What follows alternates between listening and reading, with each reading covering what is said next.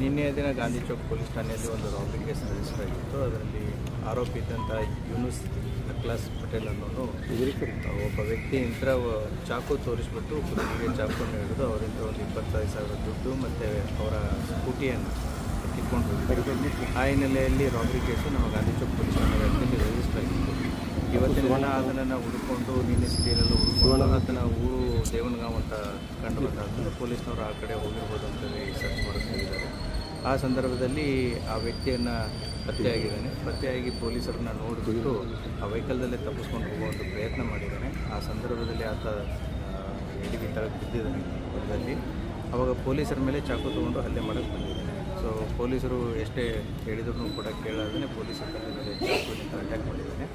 ನಮ್ಮ ಇಬ್ಬರು ಪೊಲೀಸರು ಕೂಡ ಏನೋ ಇಂಜೂರ್ಡ್ ಆಗಿಬಿಟ್ಟು ಅವರು ಕೂಡ ಅಡ್ಮಿಟ್ ಆಗಿದ್ದಾರೆ.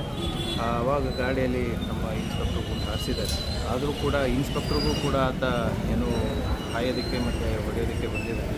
ಆ ಸಂದರ್ಭದಲ್ಲಿ ತಪ್ಪಿದ್ದಂಥ ಇನ್ಸ್ಪೆಕ್ಟ್ರು ಲೋಡೆಡ್ ಇದ್ದಂಥ ಗಣ್ಣಿದ್ರೆ ಆಕಸ್ಮಿಕ ಗುಂಡು ಅವನ ಕಾಲಿಗೆ ತಲಗಿದೆ. ಆವಾಗ ಅವನು ಚೀರಿದಾದಮೇಲೆ ಪೊಲೀಸ್ನವರು ಏನಾಯಿತು ಅಂತ ನೋಡಿದಾಗ ಅವನು ಕಾಲಿಗೆ ಗುಂಡು ಬಿದ್ದಿತ್ತು. ಆ ಸಂದರ್ಭದಲ್ಲಿ ಆತನನ್ನು ಅಲ್ಲೇ ಹತ್ತಿರದ ಸಿಂದಗಿ ಸರ್ಕಾರಿ ಆಸ್ಪತ್ರೆಗೆ ಕರ್ಕೊಂಡು ಹೋಗಿದ್ದಾರೆ ಮತ್ತು ಹೆಚ್ಚಿನ ಚಿಕಿತ್ಸೆಗೆ ಅಂತಂತೇಳಿ ವಿಜಯಪುರ ಸಿಟಿಗೆ ಕರ್ಕೊಂಡು ಬಂದಿದ್ದಾರೆ. ಇಲ್ಲಿ ಡಾಕ್ಟ್ರು ಇಲ್ಲ ಅವನು ಡೆತ್ ಆಗಿದೆ, ಪಲ್ಸ್ ಇದೆ ಅಂತ ಹೇಳಿದ್ದಾರೆ.